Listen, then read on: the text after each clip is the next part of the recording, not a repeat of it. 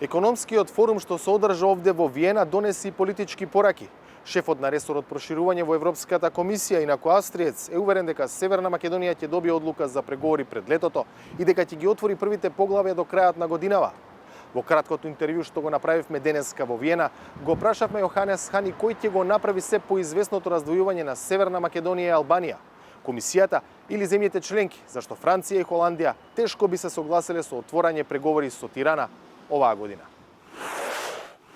Commissioner Hahn, on several occasions, just like today, you mentioned that next week European Commission plans to recommend starting of accession negotiations with North Macedonia. According to you, to what degree EU member states will remain consistent to last year's June decisions, where they said that this June there will be a date for North Macedonia?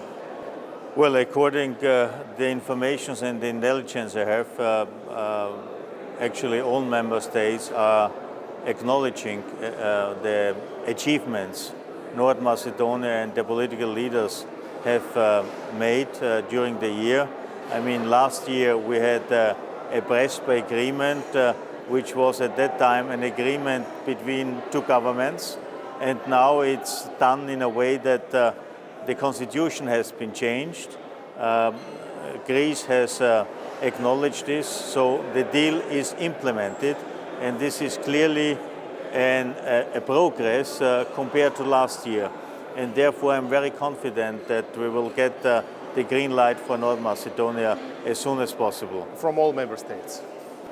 We need a unanimous decision by all member states, otherwise we can't take the decision.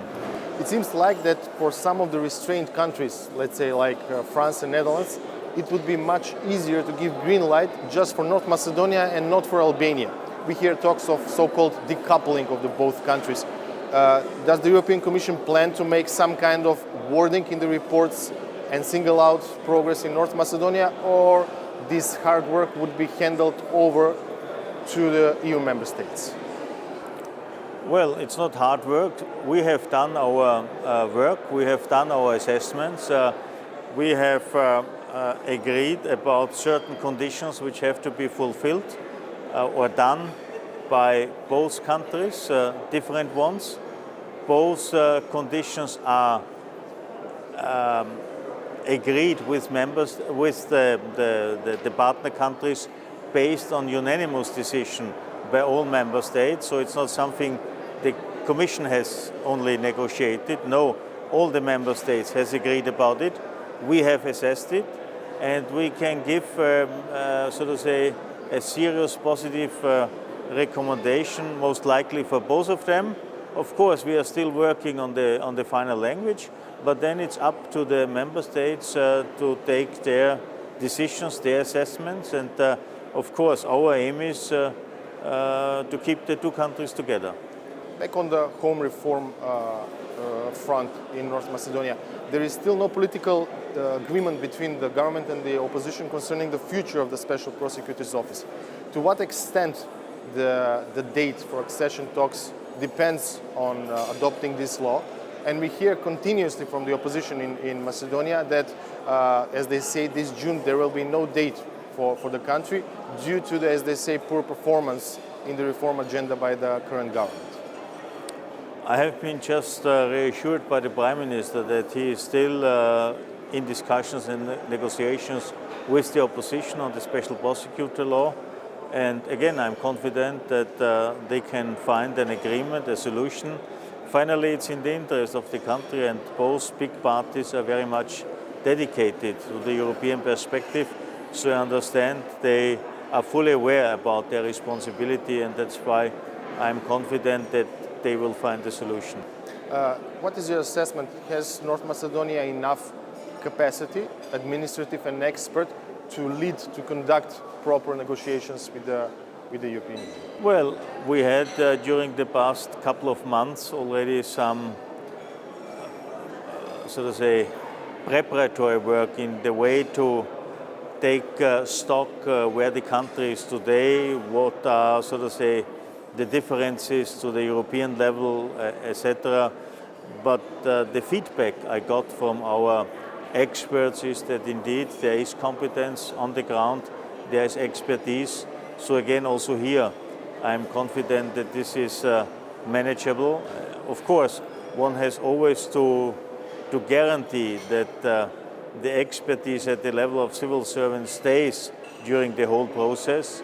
I mean, people in the public administration who are familiar with European affairs, who have language skills, are always a very interested target for the private sector, and very often they, of course, offer more attractive salaries. But again, I think also this is something which can be managed. There is a lot of dedication and enthusiasm amongst the public administration, the people there, and I think everybody is eager to start now negotiations. Thank you very much. Okay, thank you.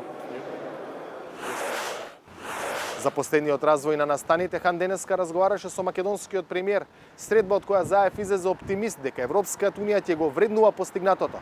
Свесен е дека има поширока регионална игра и калкулација кај дел од влијателните земји членки со диалогот Белград-Приштина и евентуалното влијание што одвојувањето на Македонија од Албанија би го имало врз тој процес. Ако сега би требале да носите проценка врз основа на контактите што ги имате и што ги имавте со Меркел и со Макрон, тогаш која би била вашата оценка? Колку се реални шансите во јуни земјата да добие датум за старт на преговори? Значи, заради нас, нашите перформанси, договорот од Преспа плюс реформите, имаме позитивен амбиент. За жал, констелациите не се добри и затоа е отворена оваа дебата. Констелациите која мислам на Албанија, Косово, Србија, прашањето и слично. Но верувам дека нема да се дозволи во ниеден момент да после 14 години кандидат и од 2009 позитивна препорака, повторно бидеме одложени, заради тоа што дефинитивно ова не е во полза ниту на Европската унија, ниту е во принципите на Европската унија. Договореното, ако ние испорачаме, тие да испорачат било за која земја, тоа важи секако и за нас. Така да верувам дека тој период кој што го прави специфичен, на тоа се европските избори, завршуваат на 26, извештајот се објавува на 29. Бундестагот има 3 до 6 само период на дискусија за усвојување на извештајот од Европската унија, а вториот сесија има крајот на јуни. Целото ова го прави летото за одлука, затоа и го потребуваме след летото јуни или јули да се донесе ваквата одлука. Јас сум оптимист. Секако треба да им се остави простор на европските лидери, заради тоа што менеджментот со целиот Западен Балкан и останатите проблеми како што е косовското прашање, Босна и Херцеговина, но и актуелните состојби во Албанија, што се случуваат, ќе биде потребно од наша страна разбирање да го изменаџира целиот процес во полза на сите, но секако со потврда на она што ни е заслужено. Така да нема ниту председател, ниту канцелар, ниту премиер кој што нашите перформанси ги става како причина, тоа е се окей. Генерално, само заради констелацијата со сите други, ќе се знае точно кога ќе биде одлуката. Ова година ние ќе добиеме позитивна одлука, односно одлука за отпочнување на преговорите, која што јас верувам дека ќе биде јуни или јули. Значи, јули е реална опција. Чиј став во овој момент е понеизвестен? Дали на традиционално воздржаната Франција или пак на Германија, која што очигледно калкулира со прашањето за Албанија и влијанието на Албанија како држава врз диалогот меѓу Белград и Приштина?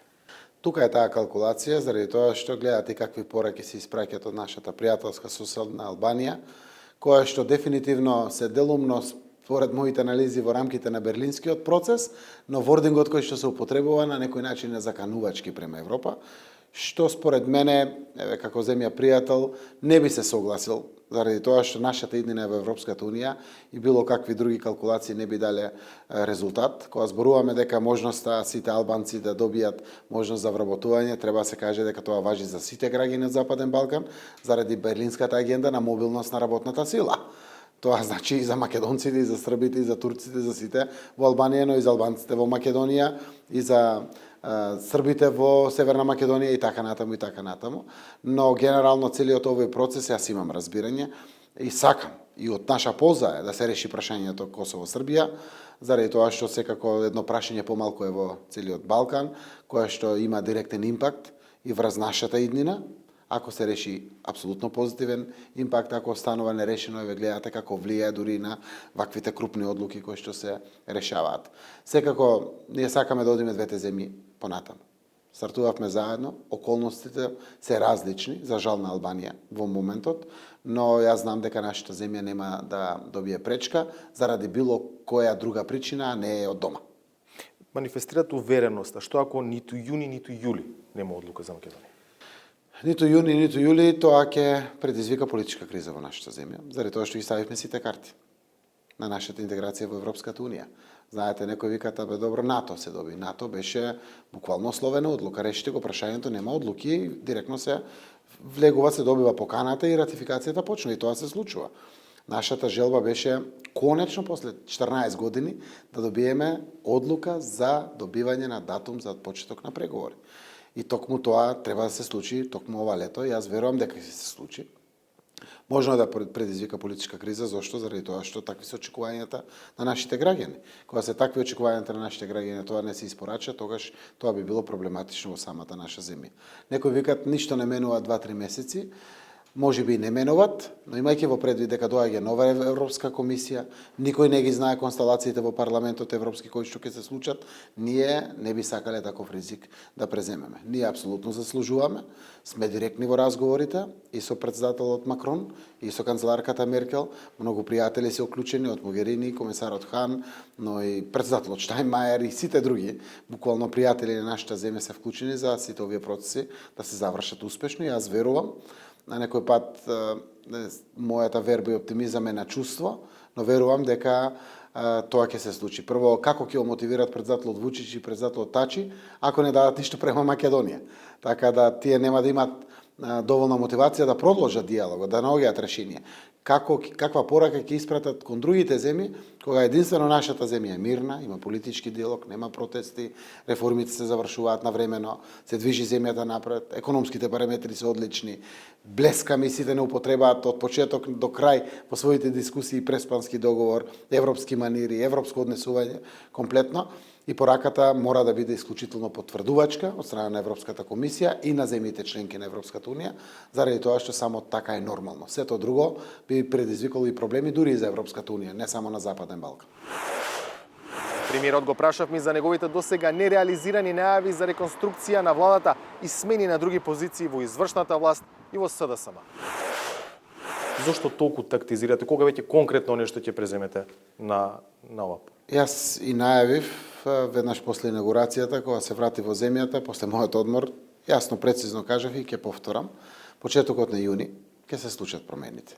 И апсолутно тоа го ветив пред граѓаните и не само што е ветување, 2 години пресеќе треба да се случат одредени промени, заради тоа што промените се здрави, ќе испратат порака кон новите да не ги повторат слабостите на претходните, но и тие што ќе останат да знаат дека сите сме ние менливи.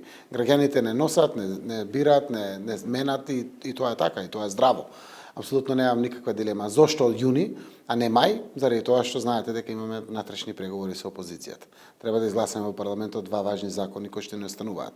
Секако тие не се пречките кои што ги имаме за нашата европска интеграција, но се сериозни причини за дома. Тоа е законот за јавното обвинителство и законот за безбедносните и контраразузнавачките служби, кој што е денеска во парламентот стартува вториот закон, а првиот верувам дека до крајот на оваа недела можеме да изнајдеме решение и да го процесуираме ни самиот парламент, заради тоа што па и деновите се броени. Буквално, да дадеме шанса на сите овие процеси, а при тоа јас паралелно ги правам и консултациите со оние луѓе со кои што треба да ги направам консултации. Одлуката е моја, ќе ја презентирам пред органите и телата на мојата политичка партија, но на крајот и пред коалиционите партнери со сета одговорност која што си ја имам во тој цел процес, а секако делот од луките после тоа треба да ги носи парламентот. Јас сум само мандатор, предлагач. Делот од луките за директорски места ќе носи владата, дел ќе носат управни и надзорни одбори за одредени раководни места, но дефинитивно промени ќе се случат во извршната власт. Настанот на кој присуствуваа неколкумина министри беше во организација на Виенскиот економски форум и А1 Телеком групацијата. Целта беше да се презентираат инвестицијските потенцијали на земјава, која според оценките на комесарот Хан има најдобра политичка стабилност во регионот. Од Виена за 360 степени, Владимир Мирчевски.